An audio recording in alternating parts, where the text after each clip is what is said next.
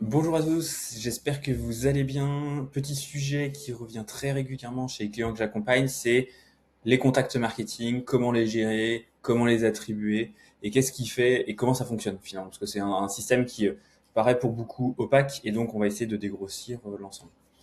Ce qu'il faut savoir sur les contacts marketing, c'est que si vous prenez notamment la licence Marketing Hub, vous avez 2000 contacts en base et ces 2000 contacts donc initialement et après peuvent évoluer en pack de 5000.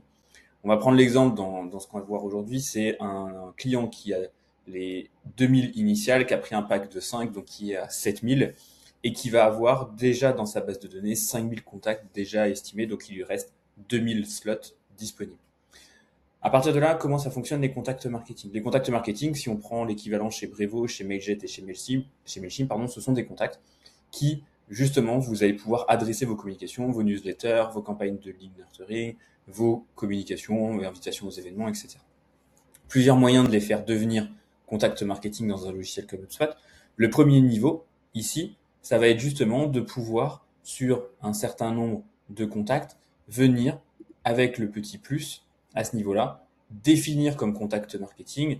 Et bon, ici, je vais pas le mettre, mais ici, justement, pouvoir définir ces contacts-là comme contact marketing. Donc c'est ici, c'est vous qui allez les définir. Bon, ceux-là, ils le sont déjà, mais en tout cas, la possibilité, c'est de sélectionner un certain nombre de contacts et ensuite de les faire définir contact marketing. Ça permet de mettre à jour toute la base de données.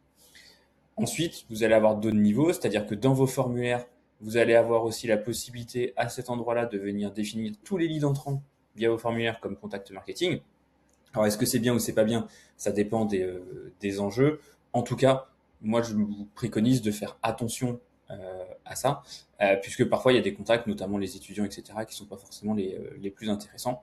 Et le dernier point, ça va être de pouvoir le faire directement dans les automatisations via HubSpot, soit de les définir comme contact marketing, et on peut imaginer aussi des scénarios où ils deviennent non marketing, parce que s'ils n'ont pas répondu à vos campagnes, il y a des délais d'inactivité, et bien dans ces cas-là, on va les définir en contact non marketing. Le point ici, c'est vraiment à qui est-ce qu'on veut communiquer, si les personnes se désabonnent, etc. Pareil, si on a la notion de désabonnement, dans ces cas-là, on peut les définir comme contact non marketing. Pourquoi réserver une piste, un slot, une personne, voilà, pour finalement quelqu'un qui ne va pas être adressé de manière future dans vos communications.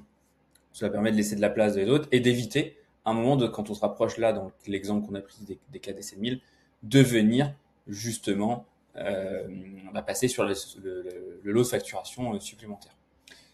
Un des points importants aussi qui est à prendre en compte, c'est quand on fait le plus ici, quand on a sélectionné le contact, c'est la modification des abonnements aux communications, parce que j'ai beaucoup de clients qui me remontent, ils me disent voilà, j'ai lancé une campagne email, pourtant j'ai passé tous mes contacts en contact marketing, mais ma campagne ne part pas.